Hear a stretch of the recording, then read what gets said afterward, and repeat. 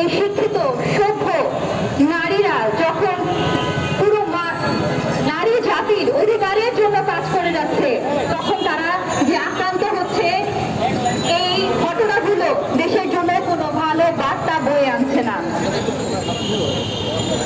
এ পর্যায়ে আমাদের সামনে আজকের মানববন্ধন থেকে বক্তব্য নিয়ে আসছেন হিজবুত তাওহীদের কেন্দ্রীয় নারী বিষয়ক সম্পাদক রুকায়দা তন্নি।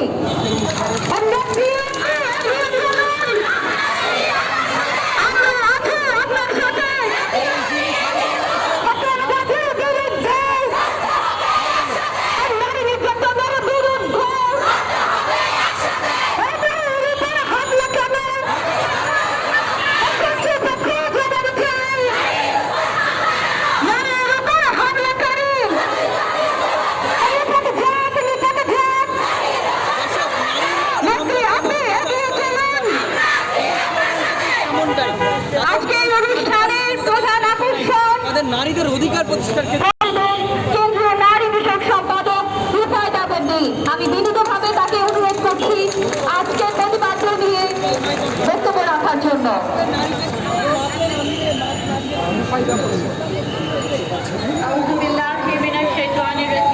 ভাইরা এবং পুরো বাংলাদেশ থেকে আমাদের নারী নেত্রী এবং সদস্য যারা এসেছেন আজকের এই মানববন্ধনে উপস্থিত হওয়ার জন্য সকলের প্রতি আমার